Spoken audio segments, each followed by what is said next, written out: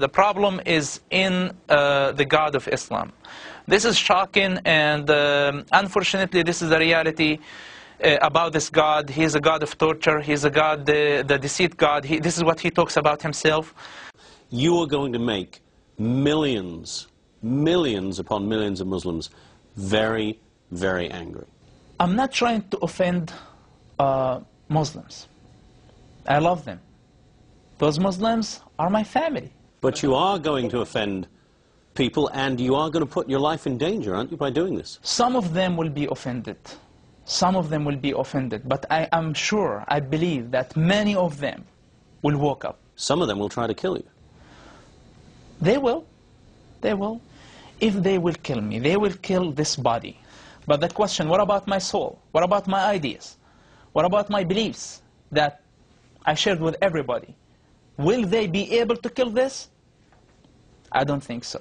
These comments are coming from a man who is not just any Palestinian, but the son of Sheikh Hassan Youssef, one of the founders of Hamas. Mossab Hassan is also a young man who himself, until just a few years ago, was president of the Islamic Youth Movement. And his denunciations of Islam are harsh and startling. Every Muslim who read the Quran, if they allow themselves to listen to this Quran and believe in the same time that this is from God, I think they are sick and they need help. I believe that Islam is collapsing already. Because it's collapsing? It is collapsing.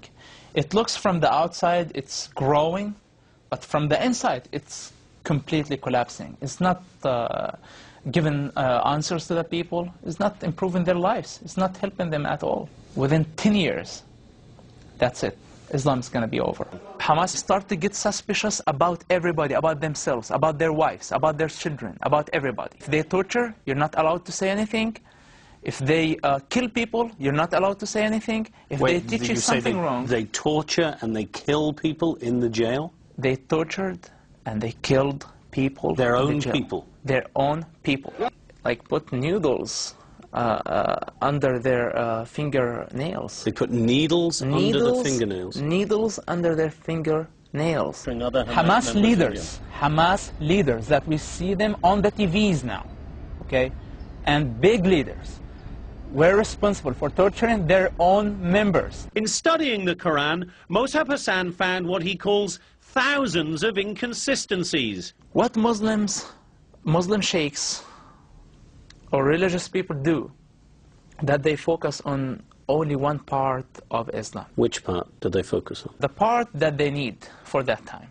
If it's a war zone, if it's wartime, they're talking about jihad. They bring the verses that, so it's like very political religion.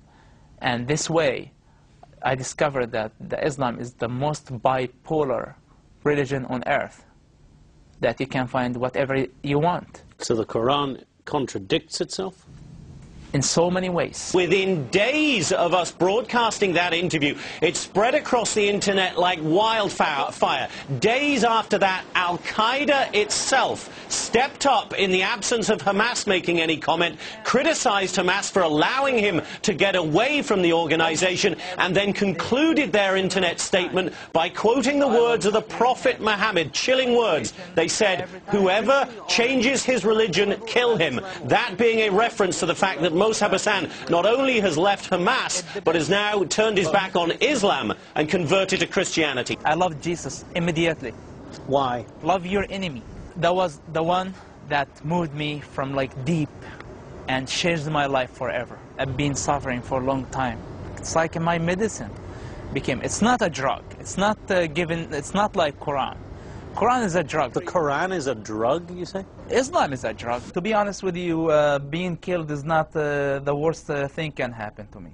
But if my soul is dead, if I feel the responsibility and I don't say a word of truth, I will die every day. The biggest terrorist is the God of the Quran. I know this is very dangerous, and I know this is this will offend many people, but my goal not to offend them. What I'm saying, that the biggest terrorist is Allah of the Quran, the God of the Quran, the God of Islam. Since Yusuf's book was published, his father, Sheikh Hassan Yusuf, has publicly disowned his son. I want to ask you, of course, to pray for me and pray for my family. They were under lots of pressure. The last time I talked to my dad, he told me, I asked him to disown me because I know how difficult this is for them. And he told me this is not an option. I know their hearts. They're good people. But unfortunately, their God doesn't have a minimum amount of humanity. He unskinned their humanity. He wants them to be beasts.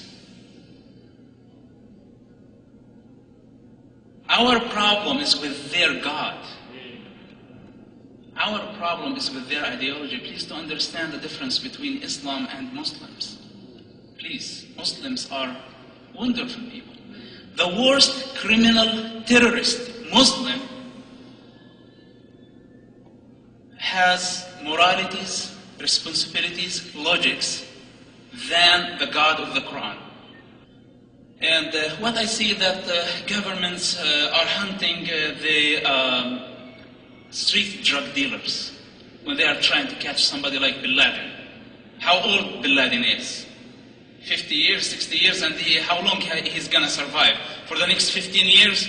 We have a problem with a gangster has been for the last 1400 years, and he will be there for the next 500 years if nobody will stop him.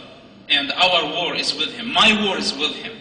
My God's war is with him. If Jesus Christ was here now, right now, and you ask him a question, what do you think about the God of the Quran and the God of Islam? What his answer will be. But I'm telling you, the problem is much bigger than Hamas. The problem is in the God of Islam. This is shocking, and unfortunately, this is the reality about this God. He is a God of torture. He is a God, the deceit God. This is what he talks about himself. Islam as a religion in general is a lie wrapped with some facts and truths, and I'm talking this with the authority of somebody who understands exactly what Islam is all about. And it's the biggest lie in history, in my opinion. And this is the biggest danger, that a quarter of population of Earth believe that this is a religion from God. They are wonderful people. You know, here in Canada, our Muslim population is the same as any other religion. So, you know, those are very inflammatory words about. I know you've converted to Christianity, but that's pretty inflammatory. Yeah. Yes. This is a good point, and what I'm trying to tell you here, that your problem, my problem, the world's problem is not with Muslims. And Muslims, the majority of Muslims are great and wonderful people. They are my people. I know their pain, I know their sufferings, and I know their hearts. When you go to the Middle East, when you go to any Muslim community, you see their passion, you see their hospitality, and you get confused, even more confused. You say sometimes, those Muslims are better than many Christians. And we are not in a position to compare people. We are comparing ideologies. And I'm telling you that the minimum Muslim, the most criminal Muslim or terrorist has a minimum of morality, responsibility, logics more than his God. If you read the Quran, if you allow yourself to understand what the Quran is all about, you're going to figure this out yourself. Go to the Quran, Surah 9, verse 5, and you will find what the God of Quran is asking Muslims to do against everybody. Now, it's not Muslims' fault that they were born in that culture.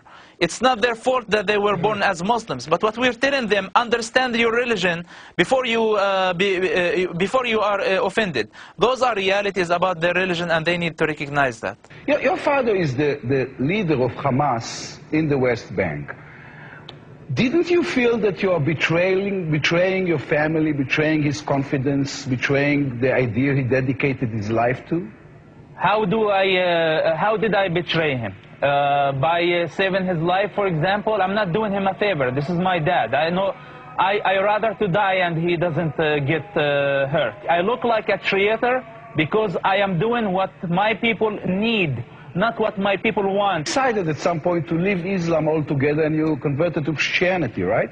Yes, I converted to Christianity. I am a Jesus Christ follower, and let me tell you something. I am not a pro-Israeli and I'm not very fascinated by the work of the Israeli government of killing Gaza children or assassinating leaders and even terrorist leaders. It's very obvious that they're going to try and kill you till the rest of your days, and still here you are in Israeli television without disguise, without fear, and I ask myself whether this is courage or total craziness. Look, you are afraid when you do something wrong. When you don't do something wrong, when you believe in what you're doing, you're not afraid. Masoud Youssef, in behalf of myself and many, many Israelis, thank you very much, and thank you for this interview. Thank you. Musab is well aware that by speaking out, he could effectively be signing his own death warrant. But he shows no fear. They gotta kill my ideas first, which is like, that's it. They're already out. So how are they gonna kill my idea? How are they gonna kill my opinions that I have? This thing that they can do, they can't kill my body, but they can't kill my soul.